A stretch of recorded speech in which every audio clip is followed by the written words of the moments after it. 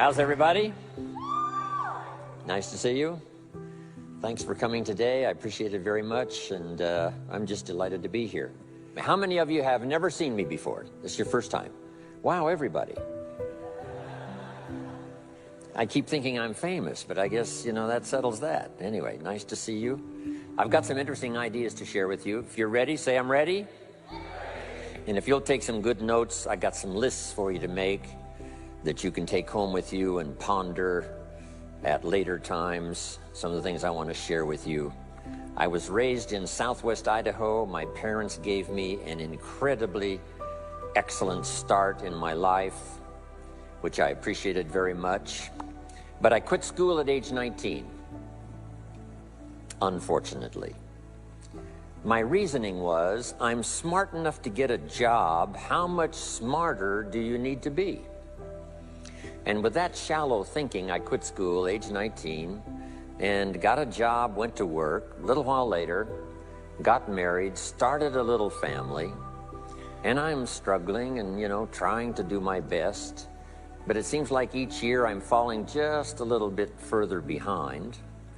Finally, age 25. The climax of my sort of weariness with where I was, not doing as well as I thought I should. I hear a knock on my door, and I happen to be home alone. When I opened the door, there was a little Girl Scout about this tall selling Girl Scout cookies.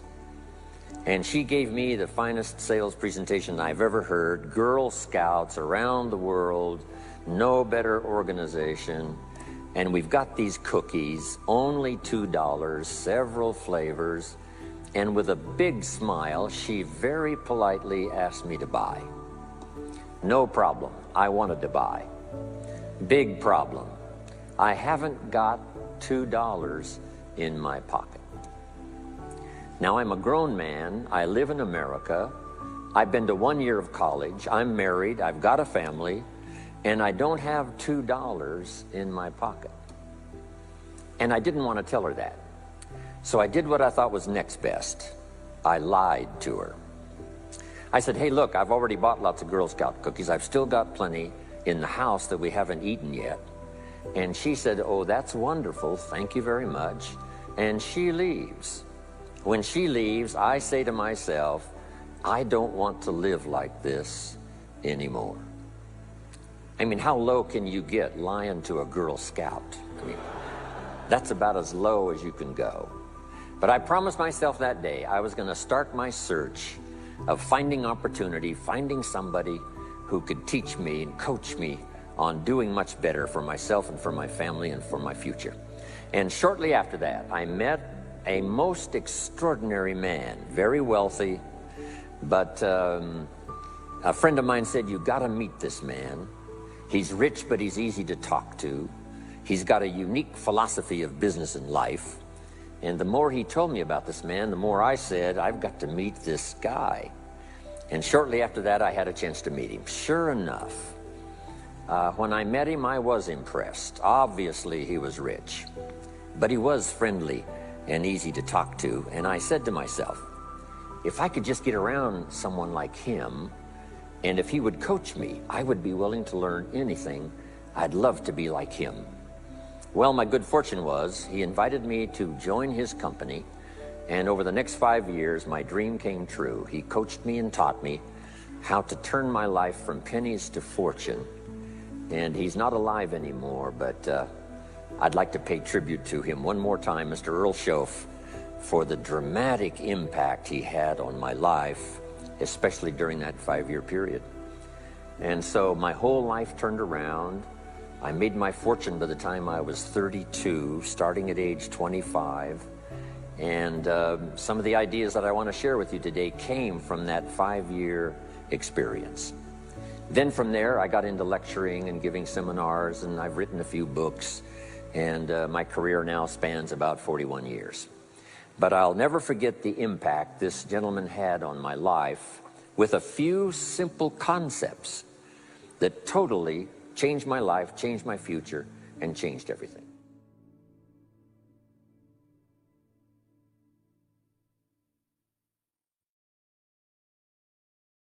Let me give you the day that turns your life around as quickly as I can.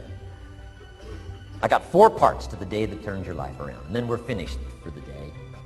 Number 1, disgust. Disgust. Disgust is a negative emotion, but it can have a very positive, powerful effect. Disgust says, I've had it. What an important day that could be. I've had it.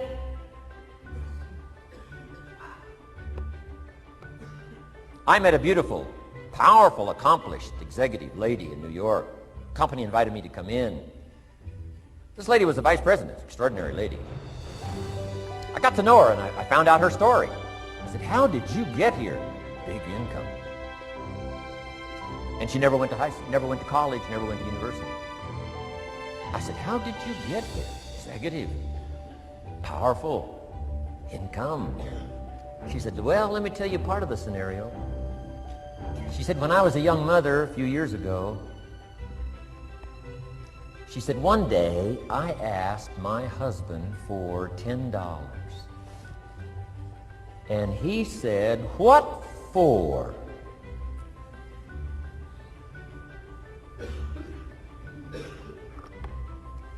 She said, before that day was over, I decided I would never, ever ask again.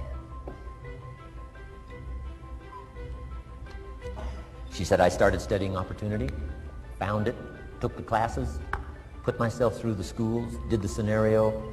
Now I'm vice president. I make a lot of money.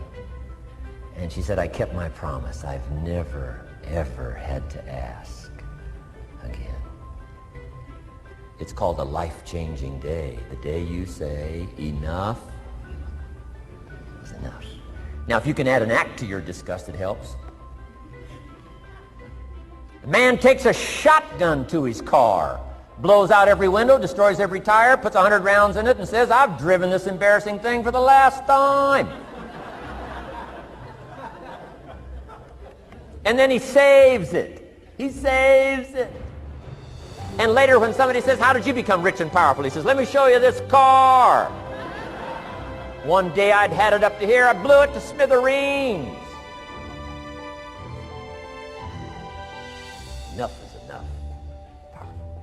Here's the last 3. Next is decision. Decision making is a life-changing day. If you went home today and in the next few days cleaned up a list of decisions, it could furnish enough inspiration for the next 5 years, 10 years. What an inspiring day, the day you can bring yourself to decide. And here's the 3rd one, desire, wanting to bad enough. Who knows the mystery of that? We don't know. But here's something I do know. Sometimes desire waits for a trigger, waits for something to happen. Who knows what the happening may be? A song, the lyrics, a movie, the dialogue, a seminar, a sermon, a book, an experience, confrontation with an enemy, a conversation with a friend who finally levels with you.